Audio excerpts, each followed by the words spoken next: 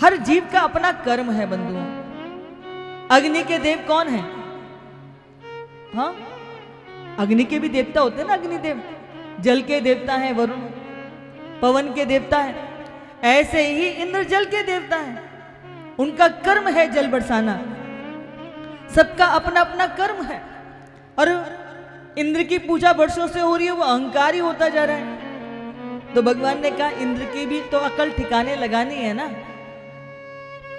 तो आज मैया ने जब कन्हैया को भोग नहीं दिया तो कन्हैया रिमड़ के नाराज होके चले गए बाबा के पास। बोले बाबा देख, मैया ने आज हमको खावे के लिए नहीं दियो, कह रही कि पहले इंद्र की पूजा होगी। तो बाबा बोले मैया ठीक ही तो कह रही है, इंद्र जल को देवता है, हम वाकी हर वर्ष पूजा करें, वो प्रसन्न होवे, फिर मेघ बरसे, वह मेघ ते चंगोर हरितिमा आवे। और हमारा जो गोधन है जब उस हरितिमा को पाता है तभी तो दुग्ध देता है, उसी से तो हमारा जीवन का भरण पोषण होता है। कन्हैया बोले बाबा हमारे असली देवता तो गोवर्धन भगवान है, जिनकी तलटी में हमारी गैया चरती हैं। आज से इंद्र की पूजा बंद, गोवर्धन भगवान की पूजा होगी। अब कन्हैया के आगे बोले कौन? बोले ठीक है कन्हैया, हम तुम्हारी बात को स्वीकार करते हैं, पर तुम्हारे देवता को भी प्रत्यक्ष प्रकट होकर के भोग ग्रहण करना पड़ेगा। बोले ठीक है बाबा, आपकी बात मान ली। दूसरी बात कि अगर इंद्र कुपित हो गया और कुछ उसने हमको दंड दिया तो तुम्हारे देवता को हमारी रक्षा करनी पड़ेगी। कन्हैया बोले बाबा वो भी स्वीकार। तो भैया तेरे देवता की पूजा कैसे होगी? बोले मेरे देवता की पूजा तो अनेक प्रकार के स्वादिष्ट व्यंजन भोग लगाने से होगी। बोले 56 भोग लगेंगे। देखो जरा कन्हैया कितने चतुर हैं। एक दिन में कितने प्रहर होते हैं? 8 प्रहर। और ठाकुर को यानी कि कन्हैया को प्रत्येक प्रहर में भोग लगता है। जानते थे कि 7 दिन तक गोवर्धन को धारण करना पड़ेगा, तो पहले ही 56 भोग लगवा दिए, 7 दिन की व्यवस्था कर ली हर प्रहर की। अब क्या हुआ, सब अपने छकड़ों में, बैलगाड़ियों में सुंदर सुंदर व्यंजन, अनेक प्रकार के स्वादिष्ट पकवान बना करके सब गोवर्धन जी की तलहटी की ओर चल दिए। आगे आगे शांडिल्य मुनि चल रहे थे, सब पीछे पीछे चल रहे थे। गोवर्धन जी के पास पहुंचे, वहां सारे 56 भोग लगा दिए। अब क्या करें? तो बोले कि पहले इनको स्नान कराओ। सारे ग्वाल बाल सखा बोले महाराज ये कोई छोटे मोटे शालिग्राम जी लड्डू गोपाल है कि जो छोटे से लोटे से स्नान कर लेंगे? और इस 7 कोस में इतना विशाल स्वरूप है, इनको निलाते निलाते तो हम सबकी कमर बैठ जाएगी, पर तब भी नहीं नहावेंगे। कन्हैया बोले चिंता क्यों करते हो, सब अपने अपने नेत्र बंद कर लो। जैसे ही सबने नेत्र बंद करे, भगवान ने अपने हृदय से मन से वहां मानसिंह गंगा को प्रकट कर दिया। बोले मानसिंह गंगा की जय हो। अब प्रभु ने कहा खूब स्नान करो। स्नान कराया, 56 भोग लगा दिए, तुलसी दल अर्पित कर दिया। बाबा बोले कन्हैया बात याद है ना? तुलसी दल लगा दिया, घंटी बजा दी, लग गया भोग। बोले नहीं, प्रत्यक्ष देवता को प्रकट होकर भोग लेना पड़ेगा।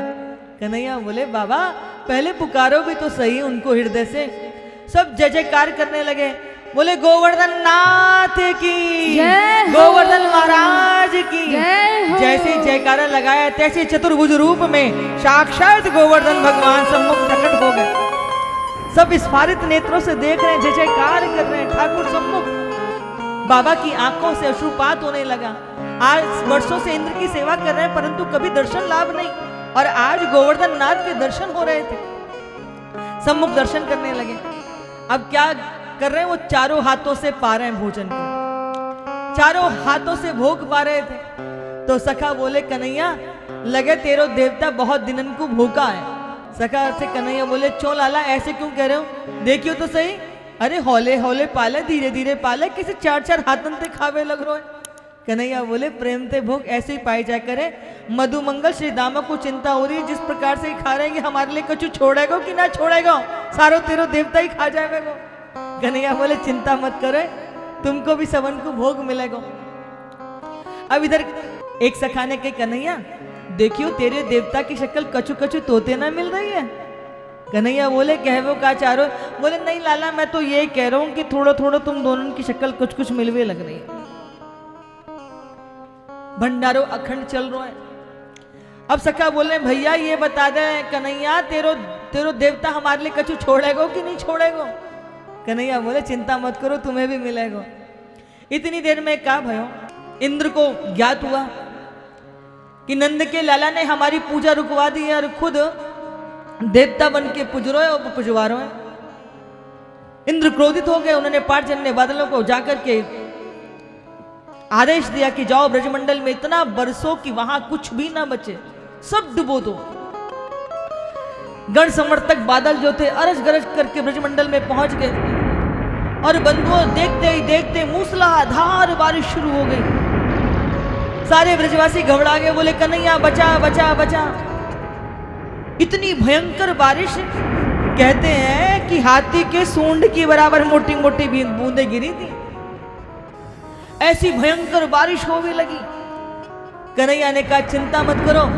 देखते ही देखते क्षणार्ध में कन्हैया ने गोवर्धन भगवान को अपनी कन की उंगली के नख पर धारण कर लिया। बोले गिरिवरधारी भगवान की जय हो। अपने कन की उंगली के नख पर धारण कर लिया बंदे, और इनका नाम पड़ा गिरिवरधारी भगवान। अब सारे ब्रजवासियों से कहा कि तुम घबराओ नहीं, अपने सारे ग्वाल वाल सबको लेकर के गोवर्धन के नीचे आ जाओ। सारे ब्रजवासी अपने सारे बछड़ों गायों को लेकर के सब गोवर्धन जी के नीचे आ गए बंधुओं। अब इधर क्या हुआ कि 2-3 दिन बीत गए। इंद्र ने कहा जाओ देख करके आओ कि ब्रजमंडल में सब डूबा कि नहीं डूबा, देख के आओ। गण गए, जब यहां पर आकर के देखा तो क्या देख रहे हैं, ब्रजमंडल के डूबने की बात तो बहुत दूर है, यहां तो धूल उड़ रही थी।